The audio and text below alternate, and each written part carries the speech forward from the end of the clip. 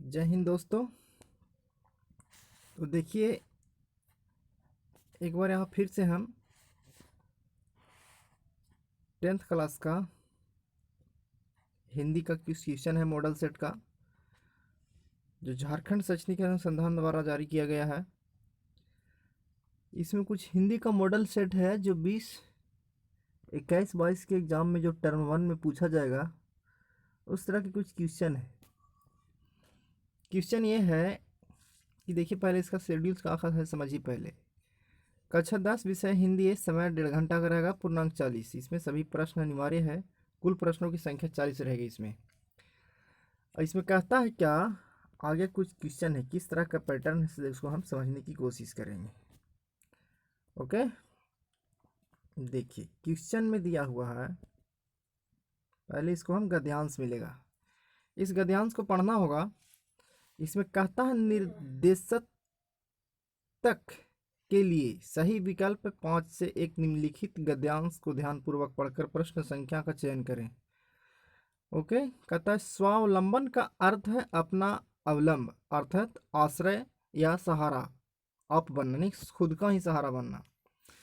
ठीक है, यहाँ किसी दूसरे पर बोझ ना बनकर या निर्भर, अर्थात आश्रित ना रहकर अपने आप पर निर्भर या आश्रित रहना। संसार में प्रावलंबी यानी दूसरों पर आश्रित होकर या निर्भर रहना एक प्रकार का पाप और हीन कर्म है। इस गद्यांश को पहले ध्यान से पढ़िए, इसके बाद में जो आगे आने वाले क्वेश्चन होंगे उसे आप आंसर देने की कोशिश करेंगे। मात्र 1 नंबर का क्वेश्चन होगा, ऑब्जेक्टिव टाइप क्वेश्चन। यह आदमी के बाहरी और भीतरी व्यक्तित्व को एकदम हीन और बौना कर देने वाला हुआ करता है। प्राश्रित या प्रावलंबी को हमेशा आधार देने वाली के अधीन बनकर रहना पड़ता है। उनके इशारों पर नाचने की बाध्यता और व्यवस्था रहा करती है।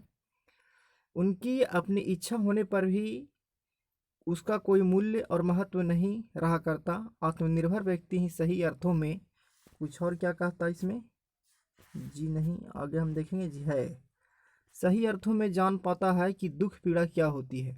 दूसरों पर निर्भर रहता है, उसे क्या पता कि दुख क्या, पीड़ा क्या होती है, मेहनत कैसे करने पड़ते हैं ना। खुद पर, अपने आप पर, ये गद्यांश कहने का मतलब है कि जब अपने आप पर जब हो जाइए, अपने आप को विश्वास कीजिए, अपने आप पर खुद का सहारा खुद बनिए, तो उस स्थिति में अपने आप को समझिए फिर। और मान सम्मान किसे कहते हैं? व्यक्तित्व विहीन जीवन वास्तव में निरीह पशु और कीड़े मकोड़े से अधिक महत्व नहीं रखा जाता है, नहीं रखा करता है। कहने का मतलब है कि अपने नाम को रोशन कीजिए, किसी दूसरे के नाम पे आप अपने आप को, कहीं उसके नाम पर कहीं आप न उजागर हो रहे हैं। दूसरे के नाम से नहीं आप जाना जाए, अपने नाम से जाने जाइए। चलिए, कुछ क्वेश्चन है। स्वावलंबन का क्या अर्थ होता है? इसमें क्वेश्चन का पहला कहता है स्वावलंबन का क्या अर्थ होता है? दूसरे पर आश्रित रहना नहीं, हमने पढ़ा भी गद्यांश में, दूसरे पर आश्रित रहना नहीं होता है। अपना सहारा स्वयं बनना, जी गद्यांश में हमने देखें, एक दिखाते फिर से एक बार गद्यांश। स्वावलंबन का अर्थ है अपना सहारा बनना, ये देखिए यहाँ पे। चलिए, इसी तरह से हम यहाँ पे टिक करेंगे। देखिए क्वेश्चन, अपना सहारा स्वयं बनना। प्रावलंबी कैसे लोग होते हैं? दूसरों पर आश्रित ना रहने वाले, दुखी रहने वाले, सुखी रहने वाले, अपना सहारा स्वयं बनने वाले।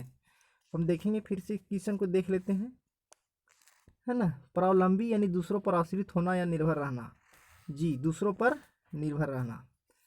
देखते हैं, दूसरों पर आश्रित ना रहने वाला, स्वयं सहारा व स्वयं बनने वाला, सुखी रहने वाला, दूसरों पर आश्रित। यह हमारा आंसर आपका ये हो जाएगा। ओके, यहाँ पे देखिए आपका आंसर ए है। प्रावलंबी किसके अधीन बनकर रहते हैं? आश्रय देने वालों के अधीन बनकर रहते हैं। इसमें आश्रय जो देता है उसी का अधीन बनकर रहता है प्रावलंबी व्यक्ति। अगला क्वेश्चन है, दुख पीड़ा और मान सम्मान का महत्व कौन समझते हैं? प्रावलंबी व्यक्ति नहीं, जो दूसरे के सहारा पे रहते हैं वो समझेंगे मान सम्मान क्या होता है, नहीं। अभिमानी व्यक्ति भी नहीं समझ पाएगा, तो जो खुद अभिमान में चूर रहता है। अधर्मी भी नहीं समझ पाएगा, ये तो खुद धर्म का बहुत दूर धर्म से जा चुका है धर्मी। इसके बाद है आत्मनिर्भर व्यक्ति। जी हाँ, अपने आप पर जो निर्भर है वो व्यक्ति समझेगा कि क्या हमारे पास मान है, सम्मान है, मेहनत है, या क्या चीज़ है किसी क्षेत्र में, वो वही समझ पाएगा जो आत्मनिर्भर है। आपका आंसर इसमें डी होगा। ओके। व्यक्तित्व विहीन जीवन किनके समान होता है? ईश्वर के समान।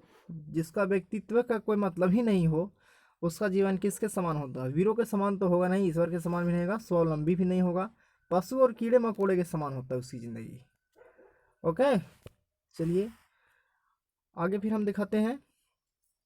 अगला कुछ क्वेश्चन है, इसमें कहता है निर्देशक तक के लिए 10 से 6 प्रस्तुत पद्यांश को पढ़कर, ध्यानपूर्वक पढ़कर प्रश्न संख्या का सही उत्तर का चयन कीजिए। ओके। देख कर बाधा विविध बहुविघ्न घबराते नहीं। बाधा निम्न प्रकार के आते हैं, कई प्रकार के बाधाएं आती है, बखेड़ा आते हैं, उससे घबराए नहीं जाते हैं। फिर कहता है काम कितना ही कठिन हो तो बताते नहीं। काम कितना भी कठिन हो, आपका काम है आप करो, आपको बताने से किसी कोई करता नहीं। फिर भीड़ में चंचल बने जो वीर दिखलाते नहीं। जो भीड़ में जो चंचल बनता है वो वीर ऐसा करता नहीं, अपने आप को बताता नहीं कि हम ये चीज़ करते हैं वो चीज़ करते हैं। हो गए एक आन मुन के बुरे दिन भी भले, सब जगह सब काल में वे भी फूले फले। चिल्लाती धूप जो चांदनी देवे बना, काम पड़ने पर करे जो शेर का भी सामना। जो कि हंस हंस के चबा लेते हैं लोहे का चना, है कठिन कुछ भी नहीं जिनके हैं जी मैं यह ठाना। इस पद्यांश में किन व्यक्तियों की ओर संकेत किया गया है उसके बारे में जानना है। जो बाधाओं से घबराते नहीं हैं वैसे व्यक्तियों की ओर, जो अपने कर्तव्य से विमुख हो जाए, जो उसका काम है वो अपने काम से जो पीछा छुड़ा ले, अपना कर्तव्य ना करे, उसके लिए ये नहीं बना है। जो परिश्रम मेहनत है ये नहीं है, उसके लिए भी ये नहीं बना है। जो भाग्य के सहारे रहते हैं कि चलो जो होगा से देखा जाएगा, उसके लिए भी नहीं बना। जो बाधाओं से घबराते नहीं है ना, उसके लिए ये बना है। दुख आने पर कौन घबराते हैं? दुख आने पर मेहनती तो घबराएगा नहीं, जो मेहनती नहीं होते हैं वो ही घबराते हैं, है ना। तो आंसर आपका सही हो जाएगा ये, जो मेहनती नहीं होते हैं वही घबराते हैं। वीर भी नहीं घबराएंगे, जो मेहनती होते हैं वो भी नहीं घबराएंगे। चलिए अगला क्वेश्चन देखते हैं हम। क्वेश्चन नंबर 8, समय आने पर परिश्रमी लोग किसका सम्मान कर लेते हैं? समय आने पर परिश्रमी लोग किसका सम्मान नहीं है, सामना कर लेते हैं। जी सॉरी, यहाँ पे सामना कर लेते हैं। गिदड़ों का, सियार का, शेर का, या रात दिन का। समय आने पर परिश्रमी लोग किसका सामना कर लेते हैं? जी यहाँ पे रात दिन का, शेर का या सियार का, दो में 4 ऑप्शन आपके पास रहेगा, उसमें किसका। तो यहाँ पे देखिए समय आने पर परिश्रमी लोग शेर का भी सामना कर लेते हैं, है ना। समय आने पर परिश्रमी लोग शेर का सामना कर लेते हैं। आपका आंसर हो जाएगा सी। लोहे के चने चबाना मुहावरे का क्या अर्थ है? कठिन परिश्रम करना, भूख शांत करना, गंभीर संकट में फंसना, या कठिनाइयों को झेलना। कठिन परिश्रम करना, लोहे का चना चबाना। देखिए आपका ऑप्शन, है ना, यहाँ पे ऑप्शन आपका दिया हुआ है, उसमें आपका गद्यांश है, उस गद्यांश में भी पढ़ते चलिए और देखते चलिए। इसके बाद अपना कठिन परिश्रम करना। अगला क्वेश्चन है, वीर का विलोम कीजिए। वीर का विलोम यानी उल्टा। वीर का साहसी तो उसका पर्यायवाची हो गया, कायर होता है, वीर का कायर हो गया। इनमें से किस वाक्य में सकर्मक क्रिया नहीं है? देखिए यहाँ पे मॉडल है, अगर हम विशेष में अगर जानकारी चाहते हैं तो आप कमेंट बॉक्स में इसका सकर्मक क्रिया, अकर्मक क्रिया और वाच्य और समास वगैरह का सारे डिटेल्स में जानकारी एक अलग वीडियो में बनाकर हम अपलोड करेंगे। कमेंट्स बॉक्स में ज़रूर बताइएगा और इस चैनल को सब्सक्राइब कीजिए ताकि यहाँ पे आने वाली प्रत्येक वीडियो आपके पास सबसे पहले पहुँचे। और इस वीडियो को जितना से जितना शेयर कीजिए। देखते हैं इसमें हम, इसमें मॉडल है तो इसमें हम बताएंगे, शॉर्टकट ही तरीके से बताएंगे। हाँ ज़्यादा समझाते हैं अगर इसे हम सभी सकर्मक क्रिया, अकर्मक क्रिया, है ना, तो उसमें ज़्यादा समय लग जाएगा, वीडियो ज़्यादा लंबा हो जाएगा। इसलिए हम इनमें से हम बताते हैं, कुछ बताते चलते हैं कि इनमें से किस वाक्य में सकर्मक क्रिया नहीं है। सकर्मक क्रिया जानते हैं आप लोग कि सकर्मक क्रिया कहते हैं किसे हैं। देखिए उसमें सकर्मक क्रिया में पता चलता है कि कर्ता क्या कर रहा है ना। सकर्मक क्रिया में पता चलता है कि कर्ता क्या कर रहा है, और अकर्मक क्रिया में यही पता नहीं चलता कि कर्ता क्या कर रहा है। ठीक ना, ये शॉर्ट में बताते हैं। देखिए इसमें कहता है वाक्य में सकर्मक क्रिया नहीं है। किसमें सकर्मक क्रिया नहीं है? इनमें से किस वाक्य में सकर्मक क्रिया नहीं? देखिए सोहन देर तक सोता है। सोहन कितनी देर तक सोता है? देर तक सोता है, ये सकर्मक क्रिया है, पता है इसमें कि देर तक सो रहा है। रमा क्या करती है? तो पत्र लिखती है। जो कर्ता काम कर रहा है वो पता है, तो ये भी सकर्मक क्रिया है। ये कह रहा है कि सकर्मक क्रिया नहीं है। ये रमा जो है से कर रही है वो क्या, वो क्रिया के बारे में पता है, वो कोई पत्र लिख रही है। अब देखो इसने कहा मैंने उसे पुस्तक दी, है ना। अब मैंने उसे पुस्तक दी कहने का मतलब पता है इसे भी कि यहाँ पे हम उसे पुस्तक दी। विद्यार्थी कक्षा में पढ़ रहे हैं, इसमें ये भी पता है। अब मोहन सोहन देर तक सोता है, इसमें देखिए पहला ऑप्शन आपका सोहन देर तक सोता है, विद्यार्थी कक्षा में पढ़े। चारों ऐसा लग रहा है कि यहाँ पे एक जैसा है, चारों में कोई ही सकर्मक क्रिया, चारों सकर्मक क्रिया है, लेकिन इसमें एक अकर्मक क्रिया है। सोहन को, जो सोहन देर तक सोता है, इसको ध्यान से देखिए, देर तक सोता है, कितनी देर तक सोता है सो पता नहीं है, तो ये अकर्मक क्रिया है, सकर्मक क्रिया ये नहीं है। आंसर आपका ए सही होगा। ठीक ना, ये सारे गलत थे, सकर्मक क्रिया सारे हैं।